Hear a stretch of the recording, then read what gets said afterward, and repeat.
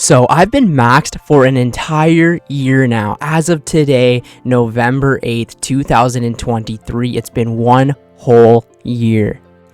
Episode 66, I actually maxed my Ironman account, and from there we've done a lot. I set myself the goal to learn PVM finally, and so many people told me you can now play the game. So what exactly have I been up to? So the first thing I pretty much did was make a couple of videos about how I maxed and how maxing changed my life and things like that. And I said I wanted to get back into Slayer and PVM and eventually really learn PVM. I've been at Dryad Hydra for like 2 years now, and I would, whenever I'd be training Slayer, I'd be going for those Hydra tasks so that I could get the Hydra's Claw. It took me over 2,000 kills before I eventually did get the Claw. But that comes later. I wanted to get into PVM, as I was saying, right? And I thought the best way to start that out would be to get the Dragon Warhammer. This little red brick right here took me over 10,000 kills at the Lizardman Shamans to eventually get. I was probably there for at least a month, logging in every day, killing 300 or 400 of them some days. But eventually I got the Dragon Warhammer. Now, why this weapon was so important is because it is amazing for decreasing defense of enemies in PVM scenarios. So I thought I was ready to tackle something new. From here, I went to General Gardor, the Bando's boss, and I actually got the Bando's Tassets, the Bando's Chestplate, and even lucky enough to get the Bando's God Sword, right? And I had pretty low KC. I believe it's under 300 to get all of these items. Another month probably was spent there, right? Learning the boss, unlocking things like Bones to Peaches and making the tablets and stuff like that, and really delving deep into the boss and learning it. And it's been so much fun to actually go to God War's dungeon and finally get these drops that I probably should have got way before having a max cape. Now, the next thing I did was kind of a 3-month scenario where I locked myself to the Corrupted Gauntlet. First of all, the regular Gauntlet, and I couldn't even learn that, and I was like, what the hell am I gonna do, right? I really wanted that Bofa, and I really wanted the crystal equipment, but I could not seem to get it. But this goes to show you that a skiller who loves, chopping trees and cooking, they can eventually learn anything on this game, and that's what I did. I just, probably for the first month, I was just learning the content, right? And then I was grinding and grinding and grinding, and eventually got what I wanted. We started off by getting the crystal armor, right? Now, this definitely took a very long time as well, because you need to get the rare drop and then eventually convert it into the armor, right? So we did it. We got all 3 of the pieces, and we eventually got the Bofa as well. Now, you get the Bofa and it's uncharged, and you can charge it permanently. I believe it's for 1,000 crystal shards, right? And then you'll never have to charge it up again. So that is something I wanted to do, and I was planning on actually sticking at the Corrupted Gauntlet for a very, very long time, and just to get this with unlimited charges. But I found a method where you could train thieving and actually get crystal shards a lot quicker. So that's what I ended up doing at the end. While I was there, though, I got extremely lucky and got another weapon seed and was able to get myself the Blade of Salador as well. How lucky was I? If you take a look at my Gauntlet Collection log, we got the pet as well, boys. We did 61 regular Gauntlet completions and 276 Corrupted Gauntlet completions. Like I said, this was over a 3-month period, right, where I was learning it.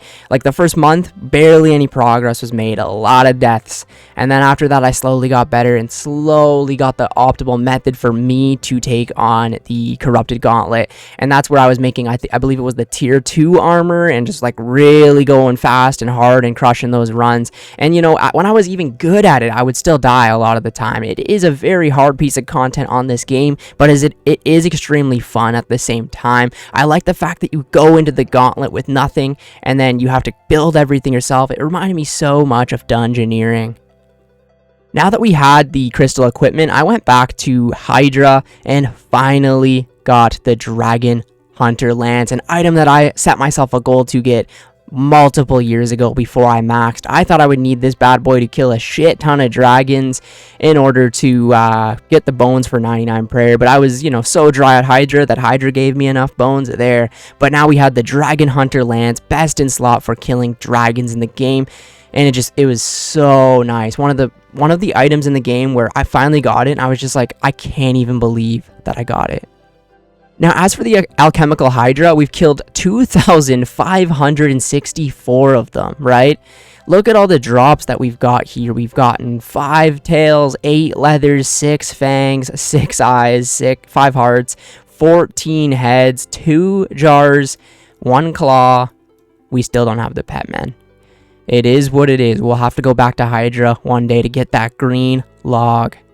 Now, at this point, I was ready to actually jump into some raids. I had the gear, I had the levels, I just really wanted to get the knowledge and actually eventually learn the raids. So I started with the Tombs of a Masket, and this was probably another 3 to 4 months of my life this year. One, learning the raids, getting better at them, messing with the invocations. It was a lot of fun. It was one hell of a grind though. I did it in groups with people, I did it solo. I had a lot of fun learning raids. It was some of the best piece of content that I've ever done on this game as well. And I started off with an extremely lucky drop, the Missouri body. This thing is like 90 million GP or something like that, right? Like, it was pretty early on I got this, and I'm like, okay. I was after the Fang though, obviously, right? And then after that I get the Ward, which I didn't use too much at first, but I realized it's not too bad, right? It's one of those things that you can use for magic, increase magic damage and stuff like that over time. So after a while, I was like, it's okay that I got this item. And then from there, we got the Karis Partisan of the Sun, which actually this weapon right here is extremely useful for inside of the raid because you can get some extra healing with it. So it made me be able to just be better inside of the raid, right? As 1 or 2 extra pieces of food or whatever that I could use inside of the raid helped out a ton. Then, of course, we get the freaking Light Bear, this little ring here. It is a good ring. It will restore your special attack a lot quicker. I still haven't used it to this day. I don't really have a good special attack weapon on this account, but it was nice to achieve. And then finally, after 4 months of the Tombs of a Masket, we ended up getting the Osmondton's Fang, and it's another one of those drops similar to the Dragon Hunter Lance where it was just like, I can't believe this is over. I'm like, it's one of those things too where you're like, what do I do? I've been doing this for 4 months. Like, do I train agility again? What the hell do I do? Now, if we look at the collection log for the Tombs of a Masket, we've got 9 out of the 26 uniques, 4 months of my life, by the way. Yeah, we got the Ward, we got the Missouri body, the Light Bear, the Osmondton's Fang, 3 threads. We got all of the jewels, which is nice, and 25 caches. But we still have a ton to get from the Tombs of a Masket. Obviously, the full Missouri would be really cool to get. The pet would be amazing to get one day. But obviously, the Atumican Shadow would be insane. Now, after that, I went back to Slayer and learned some of the other bosses. I went to Sarachnis, got a couple of the Sarachnis cudgels. Then I went to the Abyssal Sire and finally completed the Abyssal Bludgeon, which is something that I've wanted forever on this game. I just think it's such a cool and unique looking item.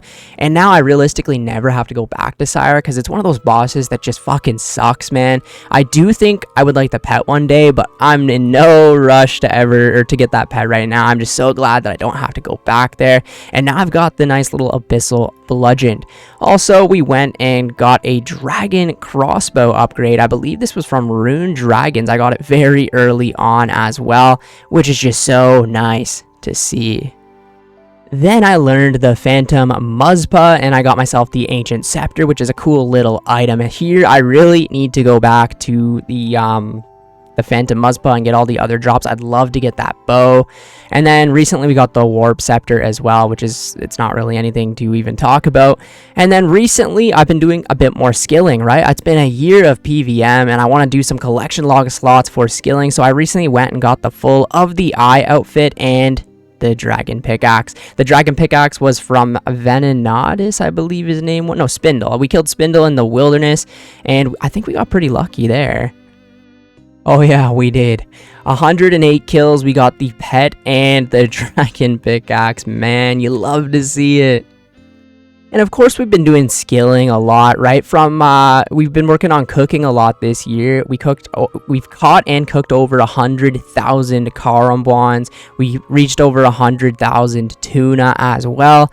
And as for the rune crafting, man, especially with the Guardians of the Rift, a lot of my rune stacks now are over 100,000. A lot of them don't really matter too much, but it's just so cool to see how much money you have in like skilling items.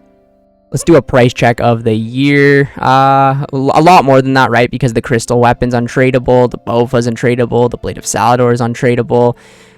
Yeah, we made like 500-600 million GP this year easily. Oh my god, this is 60 million now. It used to be 90.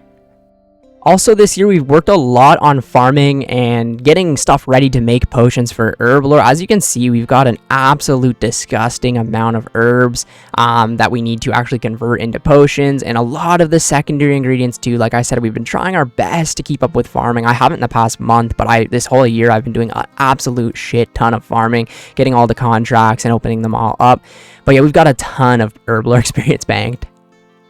Well, as you can see in the gear right here, this is pretty much like when I maxed, right? And all these other items have come after pretty much in the order that I've got them, right? Dragon Warhammer, the Bando's gear, the Bofa, we got the Crystal Armor, the Dragon Hunter Lance, then we went to the raids, did a bunch of stuff, right? And I just keep, whenever I get a brand new item or something, I'm just going to add it into the bank right here.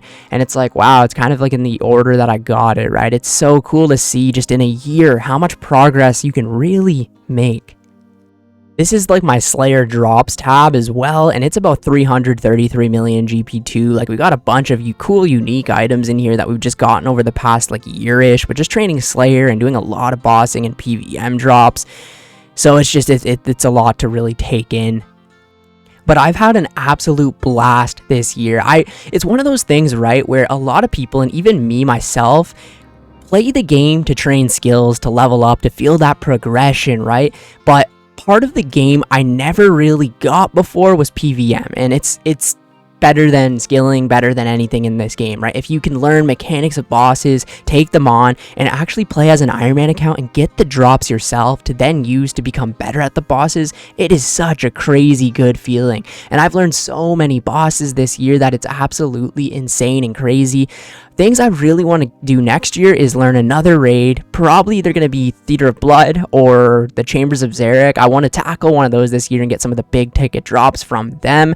I also want to do a lot more Slayer bosses. I really want to get the Cerberus pet. I think it's one of my favorite pets in the game. I want to get the music cape on this account, and I think the only one I really have left that's annoying for that anyways is doing one of the master clue steps or something like that, but we can easily knock out the music cape, right? Just another little achievement kind of to knock out of the way. Obviously, whenever quests drop, I want to do the quest as soon as possible and keep that beautiful quest cape and have all of them knocked out of the way.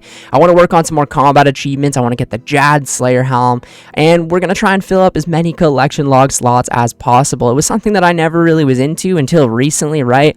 I want to do Guardians of the Rift, Cerberus, a lot of the Slayer bosses, the Phantom Muzpa, even do some more raids and stuff like that, but just honestly try and have the most fun with the game as possible, right? I don't have to sit here and run agility laps anymore. I can do whatever I want, right? When you maxed, you can truly play the game and really experience it, right?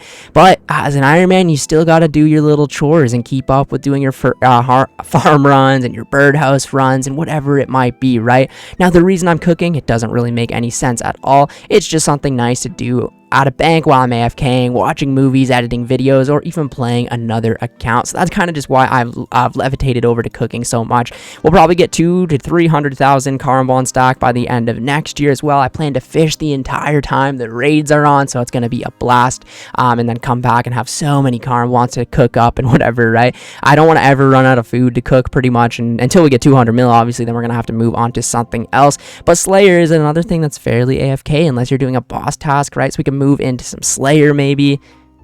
But yeah, overall, scroll through the bank quickly. We've got a 1.9 billion GP bank. It's pretty messy right now, but 1.9 billion GP, like I said, this year we probably made about 500-600 million GP, maybe even more than that, maybe almost $1 billion, who even knows, right? But the more you do PVM, the more money you actually just make, right? But it's cool to just look at the bank and see how much it's going to change from now until next year. And as for my skills, obviously we're maxed, right? But I'm just going to go over them a little bit. 23 mil attack, 17 mil strength, 16 mil defense, 39 mil range, almost 14 million prayer, 21 mil magic, almost 15 million rune crafting, 13 mil construction, 14.6 mil hunter, 17.2 mil slayer, 16.5 mil fletching, 16.7 mil crafting, almost 15 million thieving, 13.7 mil herblore, 13.5 mil agility, 35 mil HP. We got 13.6 mil mining, 13.3 mil smithing, 18.3 mil fishing, 60 mil cooking, we just passed that and you love to see it, 13.1 mil fire making, 13.8 mil wood cutting, and 20.3 million farming. So yeah, we're currently sitting at 454.8 million experience on the account. And it's only gonna go up from here. It's been a blast this year, man, just making content where it's not skilling related as much, right? Recently I've been doing a little bit more skilling, trying to fill out the collection logs and stuff like that, but it's just been so cool to take you guys along the journey of my Ironman progression. You guys get to see everything that I pretty much do, right? And you can see that I'm not the best PVMer. I don't play the most efficiently, or I don't play the most anymore, right? I work 50 hours a week now, and it's just kind of one of those things where you have to set a little bit of time to play RuneScape, but it's just been such a blast to take you guys along with the journey, and I thank you guys all so much from the bottom of my heart. The channel has just grown so much this year. I think we've gained like 10,000 subscribers this year, which is just wild to just think about, right? To actually comprehend that number is pretty crazy to even just think about. But yeah, I love this account and I love RuneScape so much, and I plan to play it for as long as I pretty much can, but I will be a little bit more focused maybe on Tutorial Island and Twisted Bow for the next little bit, but I'm still going to be obviously playing this account an absolute ton, gaining experience, gaining levels, and making a lot of money and filling out those collection logs. Thank you guys so much for watching the video today, and I will catch you in the next one. See ya later.